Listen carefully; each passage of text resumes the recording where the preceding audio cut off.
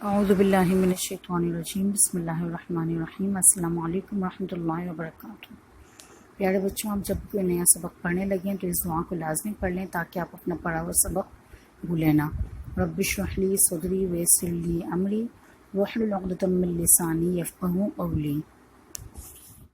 Okay class, بیٹا آج ہم آپ کی کتاب سے صفحہ نمبر 23 پیج نمبر 23 سے جو سبق پڑھیں گے وہ ہے سبق نمبر 9 غین اور خا۔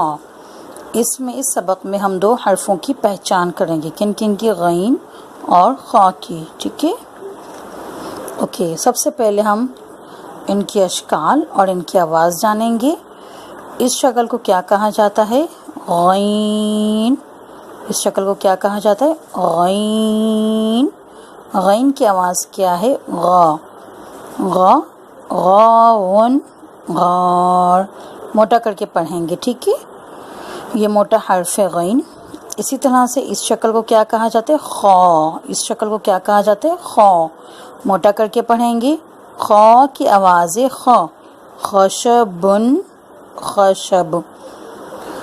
خا، خشبن، خشب۔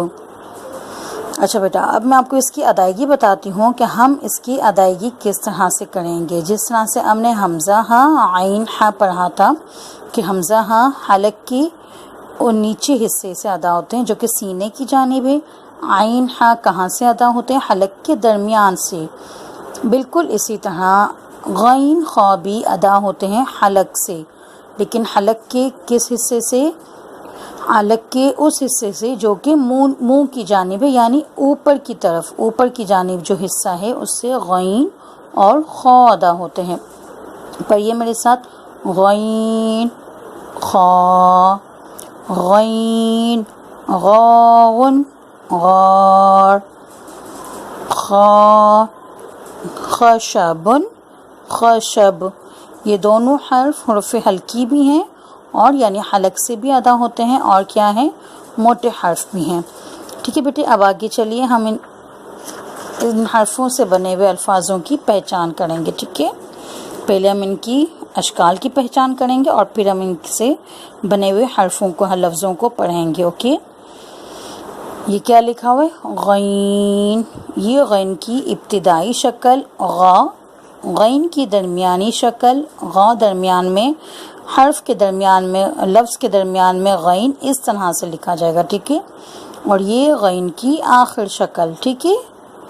یہ کیا ہے؟ خا۔ یہ خا کی ابتدائی شکل، یعنی لفظ کی شروع میں جب خا آئے گا تو اس طرح سے آئے گا خا، دیکھیے۔ اور اگر درمیان میں آئے گا تو اس طرح سے خا لکھا جائے گا، اور اگر آخر میں آئے گا تو خا اس طرح سے لکھا جائے گا، ٹھیک ہے بیٹے؟ غین، خا، غین کی ابتدائی، درمیانی اور آخر شکل۔ بالکل اسی طرح یہ کہ خا، خا کی ابتدائی، درمیانی اور آخر شکل۔ چلیے اب ہم نے اس میں کیا کرنا ہوتا ہے؟ غین اور خا کی آواز کو ہم کیا کریں گے؟ پہچانیں گے اور پھر ان پر دائرہ لگائیں گے، ٹھیک ہے؟ تو ابھی ہم ان کو جو ہے پڑھتے ہیں، ان حرفوں سے بنے ہوئے لفظوں کو ہم پڑھنے کی مشق کریں گے، اوکے؟ چلیے، بلغ، یہاں دیکھیے غین کی کون سی شکل ہے؟ آخر شکل، گڈ، بلغ۔ اچھا، غین کی جو ہے دو اشکال ہوتی ہیں آخر میں۔ اگر چونکہ غین کسی لفظ کے ساتھ یعنی کسی دوسرے حرف کے ساتھ ملا ہوا ہوگا تو غین کی شکل بنے گی یہ، ٹھیک ہے؟ اور اگر غین کسی حرف سے ملا ہوا نہیں ہوگا اور آخر میں آئے گا تو وہ اپنی ہی صورت پر برقرار رہے گا، یعنی کہ جو اس کی اپنی اصل شکل ہے وہ اسی شکل میں آخر میں لکھا جائے گا۔ واضح کیا ہوا کہ جو غین جب کسی حرف کے ساتھ مل کر آخر میں آئے گا تو اس شکل میں ہوگا، اور غین اگر کسی حرف سے الگ ہوگا لفظ کے اندر، یہ پورا لفظ ہے، ٹھیک ہے؟ یہ پورا لفظ ہے، اس میں را سے الگ ہے، را کے ساتھ تو نہیں لکھا جا سکتا نا غین، تو اس میں غین کی شکل وہی اپنی اصلی شکل ہوگی، ٹھیک ہے؟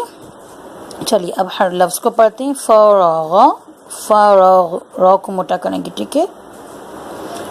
غسقی، غسق، خلق، خلق وخسف وخسف دخل دخل ختم ختم خسر خسر غفر غفر اخذ اخذ. ٹھیک ہے بیٹے، آپ کو سمجھ میں آ رہا ہے؟ یہاں غین کی ابتدائی شکل ہے کیونکہ غین حرف کے شروع میں آ رہا ہے لفظ کے. یہاں خا کی ابتدائی شکل کیونکہ خا حرف کے شروع میں آ رہا ہے. یہاں خا کی درمیانی شکل ہے. دیکھیں یہاں بھی ابتدائی شکل ہوگی کیونکہ واو الگ سے لکھا ہوا ہے. ٹھیک ہے، اگر کسی حرف کے ساتھ لکھا ہوا ہوگا تو اس کی شکل جو ہے الگ ہوگی، لیکن چونکہ یہ ساتھ لکھا ہوا ہے تو الگ لکھا ہوا ہے تو اس کی شکل وہی ابتدائی شکل ہے. ٹھیک ہے، وخسف خا.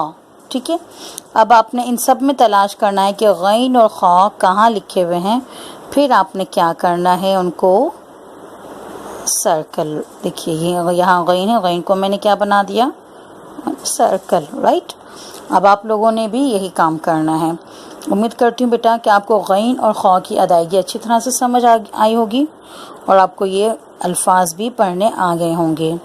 سبحانک اللہم و بحمدک نشہد ان لا الہ الا انت نستغفرک و نتوب الیک.